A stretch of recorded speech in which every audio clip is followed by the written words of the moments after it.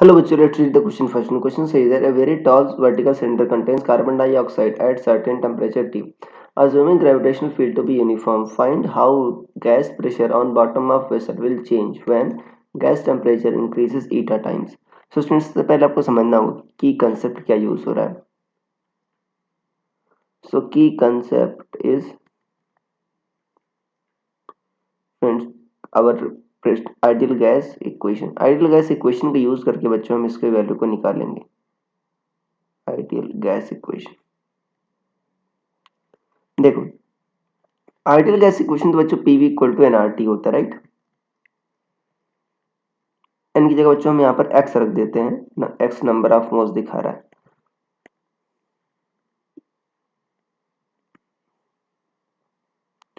तो देखो यहाँ पर पी क्या लिख सकते हैं बच्चों, x r t by v. और आर क्या होता है, के इंटू एन ए हो सकता है बच्चों. क्या रख सकते हो, x into n a into k की जगह आर इंटू एन ए रख दिया हमने. T by v. देखो बच्चों एन ए क्या होता है कि एक मोल में कितने मॉलिक्यूल हैं. X total number of moles है, तो ये क्या आ जाएगा, कैपिटल एन आ जाएगा, टोटल कितने मॉलिक्यूल है. सो एन बाई वी के टी. एन बाई वी मतलब देखो आ जाएगा स्मॉल एन. स्मॉल एन क्या बच्चों, नंबर ऑफ मॉलिक्यूल्स पर यूनिट वॉल्यूम के टी, ऐसा है. अब देखो सबसे पहले अगर हमको निकालना है बच्चों कि इसका वेरिएशन कैसे होता है. देखो नीचे बच्चों ज्यादा मॉलिक्यूल रहेंगे, ऊपर जाते जाते क्या हो जाएंगे आपके, कम होते जाएंगे. अब देखो यहां से मान लो आप जेड हाइट पर एक क्या लेते हो, बॉटम से जेड हाइट पर आप डी जेड विड्थ का एलिमेंट लेते हो. एरिया आपने ए माना, राइट. और यहाँ पर आपने प्रेशर पी माना, यहाँ पर प्रेशर क्या होगा आपका पी प्लस डी पी हो गया. अब यहाँ पर बच्चों मॉलिक्यूल्स हैं, मॉलिक्यूल्स का वेट लग रहा होगा M total M net into g, right. तो देखो ऊपर ऊपर जो आपका फोर्स है ये सिर्फ पी लगा रहा है, पी इंटू ए. ये किसके बराबर होगा, P plus D P into A plus M net कितना होगा. देखो बच्चों पर यूनिट वॉल्यूम कितने वाले हैं आपके एन, तो वॉल्यूम कितना हुआ ए इंटू डी जेड. ये इतने ठीक है, इतना आपका टोटल मॉलिक्यूल्स हो गया, हर एक मॉलिक्यूल का मास एम, तो वेट कितना हो जाएगा एम इंटू जी. तो देखो ए दोनों साइड कट कर दो आप, पी आपका पी भी कट हो जाएगा. सो माइनस डी पी क्या बचेगा आपका, ये बचेगा बच्चों n m g d z. और पी क्या है आपका, एन के टी आया है. देखो टी तो कांस्टेंट है, तो डीपी कितना होगा, के टी डी एन, ये होगा. तो यहाँ पर रख दो बच्चों minus k t d n, sorry d small n आएगा.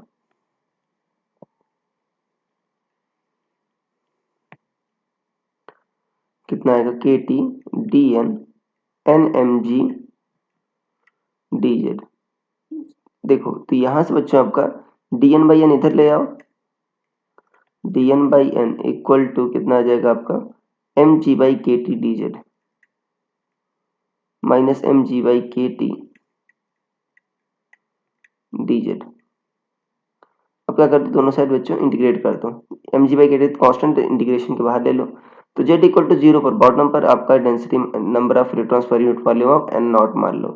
जेड इक्वल टू जेड पर पूछा है बच्चों, इस साइड पर पूछा है, तो यहाँ पर आप एन मान लो. तो इसको क्या जब इंटीग्रेट करोगे तो L N N by N naught आ जाएगा. और इधर क्या इतना आएगा एम जी जेड बाई के टी. ई की पावर लोगे तो देखो इधर ले आओगे तो ए बन जाएगा बच्चों n equal to n naught e to the power minus M G Z by के टी. अब देखो बच्चों अब कह रहा है कि अगर हम मान लो मैं मुझे पर यूनिट एरिया कितने मॉलिक्यूल्स है वो निकालने हैं पूरे आपके, ठीक है, कंटेनर में. माने वेरी टाल है, मतलब आपका जेड की वैल्यू कहाँ तक हो रही है बच्चों, इनफाइनाइट तक वेरी हो रही है. तो उस केस में आपका जो वैल्यू आएगी वो तो कांस्टेंट आएगी, पर यूनिट एरिया मतलब बॉटम का एरिया 1 मान लो, 1 मीटर स्क्वायर. तो बच्चों अगर आपको डीजेड हाइट लेनी है तो उसमें कितने मॉलिक्यूल होंगे, एन का वैल्यू आपको दे रखा है. देखो जेड हाइट पर आपने क्या लिया, डीजेड विड्थ ले लिया, तो वॉल्यूम कितना होगा ए इंटू डीजेड, ए कितना है 1, 1 इंटू डीजेड. सो ये जो आपका डी एन आएगा, मतलब ऐसे कर दो डी एन, मतलब ये नंबर ऑफ मॉलिक्यूल्स है per unit area, n naught e to the power minus M G Z by के टी, ये पर यूनिट वॉल्यूम इतने हैं। इंटू वॉल्यूम के लिए क्या करना होगा आपको, 1 इंटू डी जेड करना होगा। अब टोटल के लिए क्या करोगे बच्चों, आप इंटीग्रेट करोगे, नंबर ऑफ मॉलिक्यूल्स पर यूनिट वॉल्यूम पर यूनिट एरिया है बच्चों। कहां से कहां तक, जेड की वैल्यू 0 से इनफाइनाइट तक वेरी हो रही है। सो ये आ जाएगा आपका एन नॉट 0 से इन्फिनिटी ई की power minus M G Z by के टी, कितना आ जाएगा बच्चों आपका डी जेड। तो देखो ये आपका बच्चों के टी बाई एम जी इधर आ जाएगा, ये तो आप देखो एम जी बाई के टी इधर आ जाएगा आपका, सॉरी मतलब ऊपर आपका के टी आएगा ऊपर और एम जी नीचे आएगा। सो एन नॉट के टी बाई एम जी नीचे आ जाएगा आपका जब इंटीग्रेट करोगे बच्चों, क्योंकि जो कॉफिशिएंट होता है आपका जैसे e की पावर के एक्स है तो के जो कॉफिशिएंट होता है उससे डिवाइड हो जाता है। सो एन नॉट के टी बाई एम जी। और देखो बच्चों यहाँ पर तो वही है बट जो ई की जो लिमिट है बच्चों उसका ऑर्डर चेंज हो जाएगा, कि माइनस साइन आ गया तो माइनस साइन की जगह हम जो ऑर्डर है वो चेंज कर देना, 0 to infinity minus sorry M ji Z by के T minus M G Z by के टी।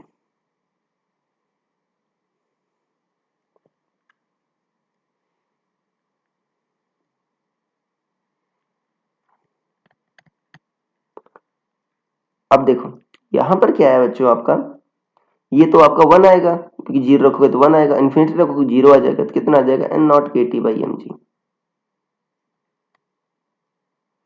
ये नंबर आ रहा है आपका पर यूनिट एरिया, पर यूनिट एरिया आपका इतना आ रहा है पूरे सिलेंडर में। अब पूछ रहा है अगर टेम्परेचर ईटा टाइम्स बढ़ाएं तो कैसे चेंज होगा। देखो ये तो बच्चों कांस्टेंट होगा राइट, बॉटम पर जो प्रेशर होगा, बॉटम पर नंबर ऑफ एटम्स कितने, देखो पी कितना आया था बच्चों आपका, एन के टी आया था, एन क्या था नंबर ऑफ मॉलिक्यूल्स पर यूनिट वॉल्यूम किसी हाइट पर, राइट। तो यहाँ पर एन नॉट क्या होगा, बॉटम पर आपके मॉलिक्यूल्स हैं, सो पी नॉट जो होगा बॉटम पर प्रेशर होगा एन नॉट के टी।